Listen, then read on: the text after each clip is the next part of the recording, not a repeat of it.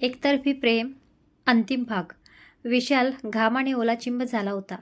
अभिजितच्या समोर सगळं आलं तर तो काय करेल ह्या विचारानेच त्याचा थरकाप उडाला होता.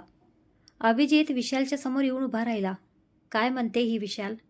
तुला काय माहीत आहे या सगळ्याबद्दल, जे तू माझ्यापासून लपवून ठेवलं आहेस इतकी वर्ष? अभि अभि ते ते मी मी विशाल तत पप करून नकोस. माझी सहनशक्ती संपली आहे. आज जर कुणी खोटं बोललं ना तर आई शपथ सांगतो मी इथेच त्याला गाडीन. बोल पटापट विशाल, स्पीकअप. अभिजित मोठ्याने गरजला. अभि, मी काही केलं नाही. हे सगळं मी साहेबांच्या सांगण्यावरून केलं आहे. विशालने कोपऱ्यात उभ्या असलेल्या अभिजितच्या वडिलांकडे बोट दाखवत म्हटलं.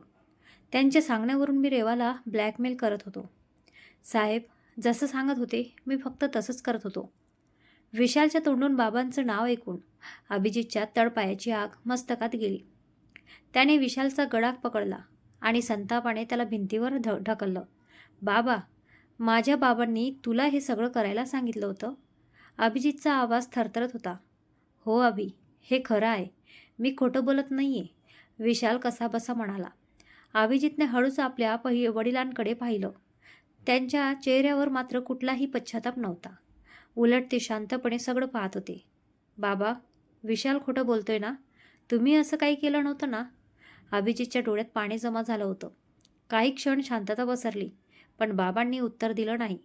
बाबा, मी काहीतरी विचारतोय तुम्हाला, उत्तर द्या. अभिजितचा आवाज आता अधिक कठोर झाला. तेव्हा त्याच्या वडिलांनी एक दीर्घ श्वास घेतला आणि म्हणाले, होय अभिजित, विशाल जे काही सांगतोय ते खरं आहे. अभिजितच्या चेहऱ्यावर अविश्वास पसरला. म्हणजे रेवाला माझ्यापासून दूर करण्यासाठी तुम्ही हे सगळं केलं? पण का बाबा? तिने तुमचं काय बिघडवलं होतं? अभिजितच्या प्रश्नावर बाबा काहीच बोलले नाहीत. रेवा मात्र हात जोडून उभी होती. तिच्या डोळ्यातून अश्रू वाहत होते. अभिजित तिच्याकडे वळला. रेवा, तू मला का नाही सांगितलंस? 6 वर्ष तू हा सगळा त्रास एकटी सहन केलास. माझ्यावर एवढाही विश्वास नव्हता तुझा? रेवा काहीतरी बोलणार इतक्यात बाबांचा आवाज आला. कारण जर तिने तुला सत्य सांगितलं असतं तर त्या दिवशी तुझ्या भावाचं काय झालं असतं हे तुला माहीत आहे का? अभिजित जागच्या जागी थिजला. संजू, बाबा संजूला काय केलं होतं तुम्ही? रेवा घाबरून म्हणाली. बस अभिजित, आता जुन्या गोष्टी उकरून काढू नकोस. पण आज मात्र अभिजितच्या डोळ्यातला राग शांत होण्याऐवजी आणखी भडकला होता.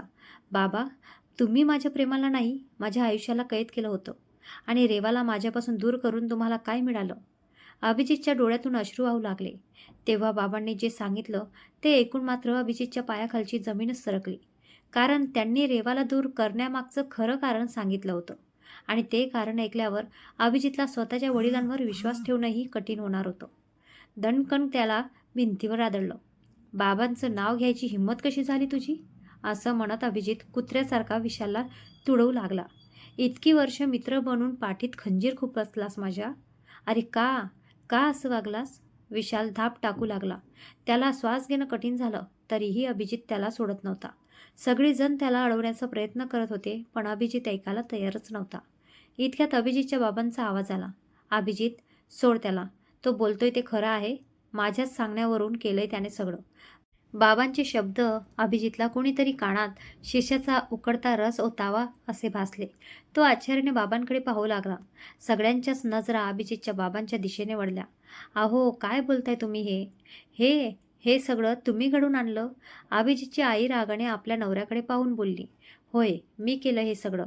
अहो, पण का? स्वतःच्या मुलाच्या आयुष्यात विष का कालवत होते तुम्ही? मला अभिजितचं वाईट करायचं नव्हतं. बाप आहे मी त्याचं चांगलं वाईट मला सगळं कळतं. लहानपणापासून मी अभिजितला काहीही कमी पडू दिलं नाही.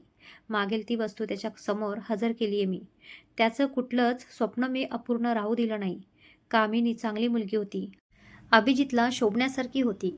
आपल्या घराण्याला साजेशी होती आणि महत्त्वाचं म्हणजे तिचा बाप मंत्रिपदासाठी मला सीट मिळवावी म्हणून पक्षात माझ्यासाठी शब्द टाकणार होता. त्याच्या शब्दाला वजन होतं पक्षात. त्याच्यामुळे माझं कितीतरी वर्षांचं स्वप्न पूर्ण होणार होतं. मला स्वतःला त्या खुर्चीवर विराजमान झालेलं पाहायचं होतं. मला माझ्या हातात सत्ता हवी होती. पण अभिजितच्या बर्थडेच्या दिवशी मी अभिजितला या मुलीसोबत आपल्या बंगल्यावर पाहिलं आणि मला शंका आली. म्हणून मी विशालकडून सगळी माहिती काढून घेतली. ह्या 1.5 दमडीच्या मुलीसाठी मला माझ्या घराण्याची वाट लावायची नव्हती. अभिजित प्रेमात आंधळा झाला होता. तो माझं कधीच ऐकणार नव्हता. म्हणून मी ह्या मुलीला ब्लॅकमेल केलं. हिच्या भावाला किडनॅप केलं. कारण इतक्या धमक्या देऊन सुद्धा हिने अभिजितसोबत गुपचूप लग्न केलं होतं. योगायोगाने हिच्या बापाशी माझी गाठ पडली होती आणि त्यालाही माझ्याकडे ओलीस ठेवलं होतं. बाप आणि भावाच्या सुटकेच्या बदल्यात अभिजितला कायमचं सोडून जाण्याचं वचन तिने दिलं होतं. अभिजित हताशपणे फक्त ऐकत होता. ज्या बाबांना त्याने विश्वासाने सगळं सांगितलं त्यांनीच त्याचा विरोधात सापळा रचला होता. अभिजित एक एक पाऊल पुढे टाकत बाबांसमोर येऊन उभा राहिला. त्यांच्या नजरेला त्याने नजर भिडवली. पण बाबांना अभिजितच्या नजरेत बघण्याचं धाडस होईना झालं. त्यांनी पटकन आपली नजर झुकवली. नजर का चोरलीत बाबा? तुम्ही इतकं महान काम केलंय म्हटलंय तर तुमची नजर तर ताठ हवी. लाज का वाटते तुम्हाला? अभिजित, मला नव्हतं वाटलं की ही मुलगी तुझ्या आयुष्यातून गेल्यावर तू इतका बिथरशील. मला माझ्या सुखासाठी तुला दुःखात नव्हतं ढकलायचं रे. विश्वास ठेव माझ्यावर. बाबांचा आवाज कापत होता. विश्वास? अभिजित मोठ्या मोठ्याने हसू लागला. कुणाकुणावर विश्वास ठेवू? विश्वास? कुणाकुणावर ठेवू विश्वास? सांगा ना बाबा, सांगा. तो मोठ्याने किंचाळला. जन्मदात्या बापावर करू, जिला जीव लावला तिच्यावर करू, की आपुलकीने ज्याच्या खांद्यावर डोकं ठेवलं त्या ह्या मित्रावर करू? तुम्ही सगळ्यांनीच माझ्या आयुष्याचा तमाशा मांडला. सगळ्यांनी फक्त वापर करून घेतला माझा. कोणीच माझ्या सुखाचा विचार केला नाही. ज्याने त्याने फक्त स्वतःची मर्जी चालवली. बाबा, फक्त सत्तेसाठी आणि पैशासाठी स्वतःच्या मुलाचं आयुष्य तुम्ही पणाला लावलं. आणि हे सगळं कुणासाठी करत होतात? माझ्यासाठीच ना? पण जर तुमच्या मुलालाच त्याचा काही उपयोग होत नसेल तर तुमच्या या सत्तेचा आणि पैशाचा काय उपयोग? बाबा, आयुष्याची 6 वर्ष मी माझ्या बायको मुलापासून दूर घालवली, एकटेपणात घालवली. माझा काहीही दोष नसताना. अभिजित धाडकन गुडघ्यांवर खाली कोसळला आणि ओक्साबोक्शी रडू लागला. अभिजितच्या आईला सगळं ऐकून मोठा धक्का बसला होता. आपल्या मुलाची किती केविलवाणी परिस्थिती बघून तिचं हृदय पिळवटून निघालं. का केलं असं तुम्ही? का केलं हो? खुर्ची आणि सत्तेच्या मोहापायी माझ्या मुलाच्या आयुष्याचं वाटोळं केलं तुम्ही. हे सगळं करताना तुमच्या मनाला काहीच कसं नाही वाटलं? का? का असं वागलात तुम्ही का? ती पुन्हा पुन्हा अभिजितच्या बाबांना गदागदा हलवून विचारत होती. सगळीच आवक झाली होती. बोलायचं तर कुणाला बोलायचं आणि काय बोलायचं हेच कळेनासं झालं होतं. शेवटी आप्पा पुढे आले. जमिनीवर हताशपणे बसलेल्या अभिजितला त्यांनी उभं केलं. सत्तेचा मोह लय वाईट पोरा. त्याची नशा डोक्यात गेली की कोण कोणाला ओळखत नाही. तुझ्या बापासारखा चांगला माणूस पण नाही वाचू शकला ह्यातून. आणि त्याच्या हातून बी नको तितकी पापं घडली. पण आता तू सावर पोरा. त्या पोरीची काय पण चूक नाही. स्वतःच्या माणसांना वाचवण्यासाठी तिनं आपला संसार पणाला लावला. खूप सहन केलंय त्या पोरीने. अभिजित, आणि तू पण. पण आता इतर कुणाचाही विचार न करता तुम्ही दोघं एकत्र या. तुमच्या संसाराची एक नवीन सुरुवात करा. त्या इवल्याच्या जीवाला एक भरलेलं आयुष्य द्या. ज्या प्रेमावर त्याचा हक्क आहे ते त्याला मिळू द्या. अभिजितने आप्पांना मिठी मारली. मनातला सगळा राग, सगळा तिरस्कार, सगळं दुःखाचं सावट त्याच्या निर्मळ अश्रूंमधून वाहून जात होतं. एका रम्य सुखद प्रवाहाची चाहूल लागत होती. सगळीकडे निशब्द शांतता पसरली होती. आज सगळे खरे चेहरे समोर आले होते. अभिजीतच्या बाबांना त्यांनी केलेल्या कृत्याबद्दल पश्चाताप होत होता की नाही कुणास ठाऊक. पण त्यांच्या चेहऱ्यावरचा अभिमान, गर्व कुठल्या कुठे लोप पावला होता. सगळं असूनही त्यांच्या हातात आज काहीच उरलं नव्हतं. त्यांच्या एकुलत्या एका मुलाच्या नजरेतून आज ते उतरले होते. नशिबाने आज पुन्हा फाशे पलटले होते. कधी काळी रेवा आणि अभिजितला वेगळं करण्यासाठी आसुसलेली नियती आज त्यांना एकत्र आणण्यासाठी कसून प्रयत्न करत होती. घायाळ झालेला अभिजित कसा बसा स्वतःला सावरत उभा राहिला. आज पुन्हा एकदा त्याने रेवाला चुकीचं समजलं होतं. पण ह्यावेळी पूर्णपणे त्याची चूक नव्हती. कदाचित रेवाने सगळं आधीच त्याला सांगितलं असतं तर आज परिस्थिती काहीशी वेगळी असती. भले सत्य स्वीकारणं त्याला थोडं जड गेलं असतं, पण कधी ना कधी त्याला ते स्वीकारणं भाग पडलं असतं. आता मागच्या गोष्टींचा विचार करून काहीच फायदा नव्हता. काहीही चूक नसताना त्याला इतरांनी केलेल्या कृत्याची शिक्षा मिळाली होती. पण आता त्याला एक क्षणही रेवा आणि कबीरशिवाय घालवायचा नव्हता. अभिजितने डोळे पुसले आणि रेवा उभे असलेल्या दिशेने तो वळला. पण ती तिथे कुठेच नव्हती. त्याने आजूबाजूला पाहिले, पण रेवा कुठेच नजरेला दिसत नव्हती. त्याच्या हृदयाचा ठोका पुन्हा एकदा थांबला. काळजीने त्याचा चेहरा झरकन उतरला. तो मोठ्या मोठ्याने रेवाला हाका मारू लागला, पण त्याच्या हाकांना कोणताच प्रतिसाद मिळत नव्हता. अभिजित धावत नीतूकडे गेला. नीतू, रेवा कुठे आहे? आता तर इथे होती. कुठे गेली अचानक? प्लीज आत्ता हा लपवाछपीचा खेळ थांबवा यार. माझ्याने आता काहीच सहन होणार नाही. मी शेवटचं सांगतो, तुझ्या मैत्रिणीने काय आयुष्यभर मला छळण्याचा विचार पक्का केलाय काय? तो नीतूकडे पाहत बोलला. शेवटी न राहून तो घराच्या बाहेर गेला. भिरभिरत्या नजरेने तो तिला शोधू लागला, पण ती कुठेच दिसत नव्हती. त्याच्या मागोमाग नीतूही धावत आली. रिलॅक्स अभिजित, रेवा असेल इथेच कुठेतरी. ती आता इथेच होती ना? आणि नसली तरी ती घरी गेली असेल बहुतेक. या सगळ्या प्रकरणाने बावरून गेली असेल ती. ती कबीरला एकट्याला टाकून कुठेच लांब जाणार नाही. प्लीज तू शांत हो. सगळं ठीक होईल. आता काही वाईट होणार नाही अभिजित. नीतूने त्याच्या खांद्यावर हात ठेवला. Please come down. तुला रेवाचा राग आलाय ना? यायला नको का मग? मीही माणूसच आहे ना? का तुम्ही सगळ्यांनी ठरवूनच टाकलं होतं की माझ्या भावनांशी दूरपर्यंत काही संबंधच नाही आहे म्हणून? अभिजितने डोळ्यातलं आलेलं पाणी पुसत नीतूला उलट प्रश्न केला. नाही, मी तसं म्हणतच नाही आहे. सगळ्यात जास्त तू दुखावला गेला आहेस. कळतंय मला. रेवाची चूक झालीच. तिने तुला विश्वासात घेऊन सगळं सांगितलं पाहिजे होतं. मान्य आहे मला. पण अभिजित, माणूस कधी कधी आपल्या माणसाचा प्रश्न आला की हतबल होतो अरे. काही सूचनाचं होतं त्यावेळी. तुला तर माहीत आहे, संजू रेवासाठी सगळं काही होता. त्याच्या जीवावर बेतलं होतं. अशा वेळेला रेवासारखी मुलगी फक्त स्वतःचा विचार कसा करू शकणार होती? सांग ना. तुला माहीत आहे अभिजित, कबीरला जन्म द्यायची ताकद नव्हती रे तिच्यात. डॉक्टरांनी स्पष्ट सांगितलं होतं की कबीरला जन्म देताना तिच्या जीवावर बेतू शकतं. पण तरीही तिने कबीरला जगात आणलं. कारण तिला तुझ्या प्रेमाचा अंश हवा होता. अगदी जीव गेला तरी. तिचं खूप प्रेम आहे तुझ्यावर अभिजित. जितकं तुझं तिच्यावर आहे ना, तितकंच. जेव्हा तू तिला ओळखतही नव्हतास ना, अगदी तेव्हापासून ती तुझ्यावर जीव लावून बसली आहे. फरक फक्त इतकाच आहे की तू तुझं प्रेम कधीच लपवलं नाहीस आणि तिला तिचं प्रेम कधी व्यक्त करता आलं नाही. ती तुझ्यापासून वेगळी जरी झाली असली ना अभिजित, तरी तुझ्यावरचं तिचं प्रेम तसूभरही कमी झालं नाही. भावना लपवून ठेवून काय मिळालं तिला? सांग ना नीतू, काय मिळालं गं? स्वतःही एकटेपणात राहिली आणि मलाही जबरदस्तीने दुरावा सहन करायला भाग पाडलं तिने. तिच्याशिवाय मीही 6 वर्ष कशी काढलीत हे तुला कळणार नाही नीतू. कुणालाच नाही कळणार. एक एक क्षण तिच्या वाचून तडफडत घालवलाय मी. तिच्या सहवासासाठी झुरलोय मी. तिच्याजवळ निदान कबीर होता. माझं काय? मला तर ती एकट्यालाच टाकून आली होती. तिला माहीत होतं नीतू, माझं तिच्याशिवाय काहीच अस्तित्व नाही आहे. पूर्ण गुंतलोय मी तिच्यात. तरीही तिने माझा जराही विचार केला नाही. मान्य आहे मला, माझ्या वडिलांनी हे सगळं घडवून आणलं. तिला माझ्यापासून दूर जाण्यासाठी भाग पाडलं. पण एकदा मला विश्वासात घेऊन सांगून बघायचं तर होतं. नसतं सहन झालं मला हे सत्य. पण कधी ना कधी मी नातं बाजूला ठेवून निष्पक्षपणे विचार केला असताच ना.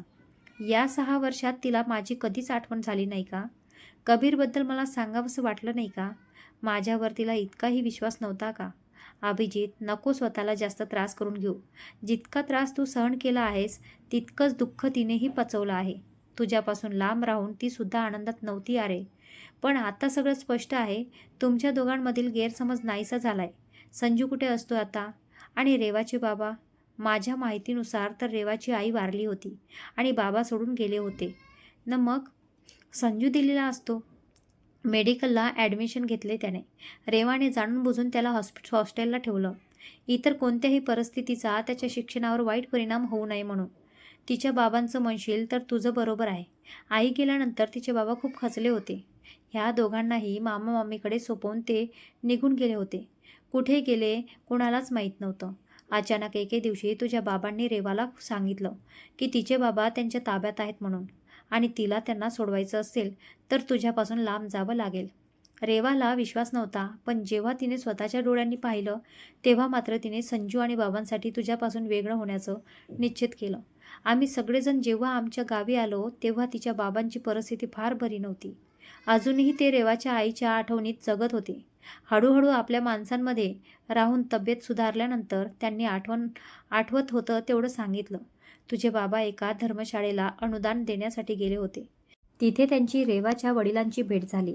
त्यांच्याकडे असलेल्या फोटोफ्रेमवरून कदाचित तुझ्या बाबांना समजलं असावं की रेवा त्यांची मुलगी आहे ते. आता ठीक आहेत ते. आमच्या गावी असतात. माझ्या आईबाबांसोबत बरं वाटतं त्यांना राहायला. म्हणून तिथेच राहतात त्यांच्यासोबत. आईबाबांना कॅटरिंगच्या कामात मदत करतात. मन गुंतून राहतं त्यांचं. कधी कधी येतात इकडे कबीरची आठवण आली की भेटायला. रेवाला तुला सोडून जायचं नव्हतं अभिजित, पण परिस्थितीच अशी होती की तिला असं वागणं भाग पाडलं. अभिजित तिच्या जास्त जवळ येऊ लागला. तशी रेवा दुसऱ्या बाजूला पडाली. पण अभिजित तिचा पाठलाग सोडायला आज तयार नव्हता. तोही तिच्या मागे मागे जाऊ लागला. अभिजित, तुला कबीरला तुझ्याजवळ ठेवायचं आहे ना? ठीक आहे, ठेव तू त्याला तुझ्याजवळ. माझं काही म्हणणं नाही आहे. मी समजावीन स्वतःला. शेवटी तो तुझा मुलगा आहे. आय एम सॉरी, मी तुझ्यासोबत असं वागले. सॉरी. तिला हुंदका आवरत नव्हता. यू डिझर्व्स इट असं म्हणत अभिजितने तिला पकडण्याचा प्रयत्न केला. पण पुन्हा ती त्याच्यापासून लांब जाऊन उभी राहिली. तिला अभिजितच्या जवळ जाण्याची भीती वाटत होती आणि अभिजितला ती स्वतःच्या जवळ हवी होती. आता एक क्षणही त्याला तिच्यापासून दूर राहायचं नव्हतं. का वागलीस असं रेवा? माझ्यावर थोडासाही विश्वास ठेवावा असं वाटलं नाही तुला? माझ्यावर जराही दया आली नाही का तुला? आपण सोबत घालवलेले क्षण एकदाही आठवले नाहीत तुला? अभिजित तिच्या नजरेत बघत म्हणाला. अभिजित, असं नाही आहे. मी कसं सांगू तुला? तिचे डोळे भरून येऊ लागले होते. तिच्याकडे त्याच्या या प्रश्नाचं उत्तर नव्हतं. कारण मनात प्रेम कितीही असलं तरी अभिजित इतकी हिंमत तिच्यात कधीच नव्हती. इतक्या वर्षांनी त्याला समोर बघून तिला किती सुख मिळत होतं हे तिचं तिलाच माहिती होतं. त्याच्या प्रेमाने ती सुद्धा त्याच्यासाठी तडफडत होती. पण मगाशी जे काही झालं त्यानंतर काय करावं हेच तिला समजत नव्हतं. रेवा त्याला कसं समजावून सांगावं यातच मग्न होती. तोपर्यंत अभिजित तिच्या जवळ आला होता. तिला काही कळायच्या आत त्याने तिच्या कमरेला हात घालून झटकन तिला आपल्या जवळ ओढलं. ती त्याच्या अंगावर जाऊन आदळली. अभिजितने तिला घट्ट धरलं होतं. रेवा त्याच्या मिठीतून सुटण्याचा आटोकाट प्रयत्न करत होती. पण अभिजित आज ऐकायला तयार नव्हता. तुला मला जेवढं सतवायचं होतं तितकं तू सतवलंस. माझ्यापासून स्वतःला दूर ठेवायची शिक्षा तर तुला मिळालीच पाहिजे. असं म्हणत त्याने तिला सोफ्यावर खाली पाडलं आणि मुद्दाम घुसमोडलेपणाने त्याने तिच्या ओठांवर ओठ टेकवले. रेवाला काहीच समजलं नाही आणि समजलं तोपर्यंत ती त्याच्या मिठीत कैद झाली होती. तिने अभिजितला लांब लोटण्याचा प्रयत्न केला, पण अभिजितने तिचे दोन्ही हात आपल्या हातांनी मजबूतीने धरले होते. अभिजित वेड्यासारखा तिचा चेहरा किस करत होता.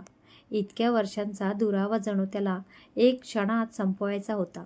त्याच्या स्पर्शाने रेवा हळूहळू विरघळून जाऊ लागली. त्याच्या मिठीत तिचा वरवरचा प्रतिकार मावळला. नाही नाही म्हणता रेवा ही हळूहळू त्याला प्रतिसाद देऊ लागली. आवेगाने तिने त्याला मिठी मारली. अभिजितने तिला आपल्या बाहूत सामावून घेतलं. इतक्या वर्षांचा विरह आज संपला होता. दोघेही सगळ्या जगाला विसरून एकमेकांमध्ये हरवले होते. अभिजितने हळूच रेवाची हनुवटी वर उचलली. तिच्या डोळ्यात खोलवर पाहत तो बोलला, आय लव्ह यू रेवा.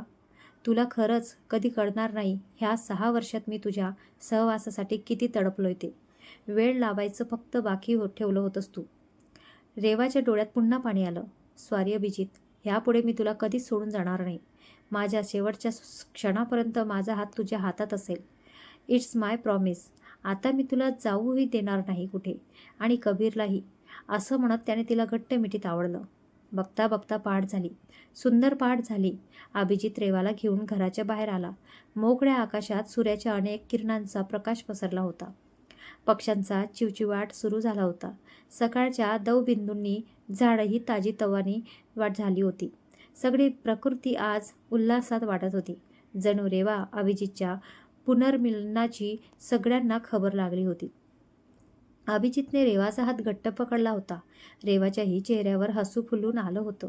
सरतेशेवटी आज तिला तिचं प्रेम मिळालं होतं आणि अभिजितला त्याचं हृदय मिळालं होतं. चल निघूया आपल्या घरी. आपलं पिल्लू उठलं असेल. अभिजितने रेवाकडे पाहत विचारलं. रेवानेही हसून मान डोकावली. इतक्यात समोरून नीतू कबीरला घेऊन आली. तिच्यासोबत माई, आप्पा, आई, बाबा सगळेजण होते. कबीर धावत आई बाबा म्हणत अभिजित रेवाकडे झेपावला. अभिजितने पटकन त्याला उचलून घेतलं आणि हवेत उंच उडवलं. इवल्याशा कबीरच्या तोंडावर खळखळून हसू आलं. त्याने दोघांनाही घट्ट मिठी मारली. आपल्या मैत्रिणीला सुखात बघून नीतू मनापासून खुश होती. इतक्या अडचणीनंतर सरतेशेवटी रेवाला तिचं हक्काचं प्रेम मिळालं होतं. रेवाने नीतूला धावत जाऊन मिठी मारली. दोघी मैत्रिणी एकमेकींना कळकळून भेटल्या. शेवटपर्यंत रेवाची साथ देऊन मैत्री काय असते ते नीतूने दाखवून दिलं होतं. आई, आता बाबा आपल्या सोबतच राहणार ना? कबीरने पुन्हा एकदा खात्री करून घेत विचारलं. हो रे राजा, आता बाबा कायमचे आपल्यासोबतच राहणार, रेवा हसत म्हणाली. मग आता मला रोज बाबांसोबत खेळता येईल ना? कबीरच्या डोळ्यात आनंद चमकला. रोज? आणि तुला कंटाळा येईपर्यंत, अभिजितने त्याला जवळ घेत हसत उत्तर दिलं. कबीर लगेच त्याच्या गळ्यात हात टाकत म्हणाला, मला कधीच कंटाळा येणार नाही बाबा. त्या छोट्याशा वाक्याने अभिजितच्या डोळ्यात पुन्हा पाणी आलं. 6 वर्षांपूर्वी ज्याचं बालपण त्याने गमावलं होतं ते बालपण आता त्याच्या समोर उभं होतं, त्याच्या मिठीत होतं. आप्पा पुढे आले आणि दोघांकडे पाहत म्हणाले, आता कुणीही कुठेही जायचं नाही. अभिजित, तू रेवा आणि कबीरला घेऊन इथेच राहायचं, या वाड्यात, या गावात. तुमच्यासारख्या सुशिक्षित मुलांची या गावाला गरज आहे. अभिजितने हसून आप्पांकडे पाहिलं आणि मान डोकावली. हो आप्पा, आता कुठेही जाणार नाही. खूप काही गमावलंय आम्ही. आता जे मिळालंय ते आयुष्यभर जपणार. रेवाने त्याच्याकडे पाहिलं. तिच्या डोळ्यात समाधान होतं. आप्पांनी रेवाकडे पाहत हळू आवाजात म्हटलं, पोरी, जमलं तर अभिजितच्या बापाला माफ कर. चूक झाली त्याची, पण आता त्याला त्याची चूक कळलीये. अभिजितचे बाबा थोडे दूर मान खाली घालून उभे होते. काही क्षण त्यांनी रेवाकडे पाहिलं आणि मग दोन्ही हात जोडले. रेवाला ते पाहून भरून आलं. ती पटकन त्यांच्याजवळ गेली आणि त्यांचे हात खाली घेत म्हणाली, प्लीज बाबा, झालं गेलं जाऊ द्या. माझ्या मनात तुमच्याबद्दल काहीही नाही. तुमच्यामुळे मला खूप दुःख मिळालं, पण त्याचं दुःखामुळे मला माझ्या प्रेमाची किंमतही कळली. अभिजितच्या बाबांच्या डोळ्यात पाणी आलं. मला माफ कर रेवा, एवढंच ते बोलू शकले. रेवाने त्यांच्या हातावर हात ठेवला. बाबा, आजपासून भूतकाळ विसरूया. सगळ्यांच्या चेहऱ्यावर समाधान उमटलं. इतक्या वर्षांपासून नात्यावर साचलेली मरगळ एका क्षणात दूर झाली होती. अभिजितची आई आणि बाबा पुढे आले आणि त्यांनी कबीरला आपल्या मिठीत घेतलं. आमचा नातू. अभिजितची आई त्याच्या कपाळावर मुका घेत म्हणाली. कबीर खडखडून हसला. आजी, आता मी तुमच्याकडे रोज येणार. रोज नाही रे, आता तू आमचाच आहेस, असं म्हणत आजीने त्याला पुन्हा जवळ घेतलं. नात्यांवरची सगळी मळभट बघता बघता दूर झाली होती. 6 वर्षांचा दुरावा, गैरसमज, वेदना आणि अश्रू सगळं मागे पडलं होतं. सरतेशेवटी सगळं कसं छान आणि सुंदर घडलं होतं. अभिजितने उभ्या असलेल्या रेवाला अलगद स्वतःच्या जवळ ओढलं. तिच्या कानाशी तो हळूच कुजबुजला. तूने लाख कोशिश की मुझसे दूर रहने की, पर एक पागल आशिक को रोक ना पाई. देख मेरे प्यार की शिद्दत सनम, आज तुझे मेरे पास खींच ही लाई. रेवा त्याच्याकडे पाहत मुक्तपणे हसली आणि अलगद त्याच्या कुशीत शिरली. अभिजितने तिच्या डोक्यावर हलकेच हात ठेवला. आता पुन्हा कधीही सोडून जाणार नाहीस ना? रेवाने त्याच्या छातीवर डोकं ठेवत हळूच उत्तर दिलं. नाही, आता कितीही संकट आली तरी तुझा हात सोडणार नाही. Promise, promise. दोघांनी एकमेकांकडे पाहिलं आणि त्यांच्या डोळ्यात पुन्हा प्रेम दाटून आलं. समोर कबीर आजी आप्पांसोबत खेळत होता. नीतू थोड्या अंतरावर उभी राहून त्या तिघांकडे पाहत होती. तिच्या चेहऱ्यावर समाधानाचं हसू होतं. 6 वर्षापूर्वी तुटलेलं हे नातं आज पुन्हा जोडलेलं तिनं स्वतःच्या डोळ्यांनी पाहिलं होतं. तिने मनातच देवाचे आभार मानले. शेवटी माझ्या रेवाला तिचं प्रेम मिळालं. अभिजितने रेवाचा हात हातात घेतला. दोघेही वाड्याच्या अंगणात उभे राहून उगवत्या सूर्याकडे पाहू लागले. नवीन सूर्य, नवीन दिवस आणि त्यांच्या आयुष्याची एक नवीन सुरुवात. कधी काळी ज्यांच्या आयुष्यात फक्त गैरसमज आणि दुरावा होता, त्याच 2 जीवांच्या आयुष्यात आज प्रेम, विश्वास आणि कुटुंबाचं सुख परत आलं होतं. कबीर धावत त्यांच्या जवळ आलं आणि दोघांचेही हात पकडत म्हणाला, आई बाबा, आपण तिघं कायम असेच सोबत राहणार ना? अभिजित आणि रेवा एकमेकांकडे पाहून हसले. अभिजितने कबीरला जवळ घेतलं आणि म्हणाला, हो पिल्लू, आता आपण तिघं नाही. त्याने रेवाकडे प्रेमाने पाहिलं. आपण सगळे मिळून एक मोठं कुटुंब आहोत. कबीर आनंदाने हसला. रेवाने अभिजितच्या खांद्यावर डोकं ठेवलं आणि त्या क्षणी तिला जाणवलं, ज्याचं स्वप्न तिने 6 वर्ष मनात जपलं होतं ते स्वप्न आज तिच्या डोळ्यांसमोर सत्यात उतरलं होतं. प्रेम हरवलं होतं, नातं तुटलं होतं, पण खरं प्रेम कधीच संपलं नव्हतं. काळाने त्यांची परीक्षा घेतली होती. नशिबाने त्यांना दूर केलं होतं, पण शेवटी नियतीनेच त्यांना पुन्हा एकमेकांच्या हातात आणून ठेवलं होतं. आणि म्हणूनच काही प्रेमकथा संपत नाहीत, त्या फक्त थोडा वेळ थांबतात, पुन्हा नव्याने सुरू होण्यासाठी. मित्रांनो, अखेर रेवा आणि अभिजितची ही प्रेम कहाणी सुखद वळणावर येऊन संपली. 6 वर्षांचा दुरावा, गैरसमज, वेदना आणि अश्रूनंतर त्यांचं प्रेम पुन्हा एकदा जिंकलं. तुम्हाला रेवा आणि अभिजितची ही स्टोरी कशी वाटली? त्यांची प्रेम कहाणी तुम्हाला आवडली का? नक्की कमेंट करून मला सांगा. तुमचा एक छोटासा कमेंट माझ्यासाठी खूप खास असतो. स्टोरी आवडली असेल तर व्हिडिओला एक लाईक करा आणि अशा सुंदर मराठी प्रेमकथा ऐकण्यासाठी चॅनलला सबस्क्राईब करून नक्की ठेवा. आणि हो, पुढची स्टोरी यापेक्षाही जास्त प्रेम, भावना, नात्यांमधले चढ-उतार आणि एक सुंदर ट्विस्ट घेऊन येणार आहे. पुढच्या कथेत कोणाची प्रेम कहाणी असेल, कोणाचं नातं नियतीच्या परीक्षेतून जाणार आणि शेवटी प्रेम जिंकेल की परिस्थिती, हे जाणून घेण्यासाठी पुढची स्टोरी नक्की ऐका. तोपर्यंत तुमचं प्रेम आणि आशीर्वाद असेच राहू द्या. पुन्हा भेटूया एका नव्या प्रेम कहाणीसोबत. धन्यवाद.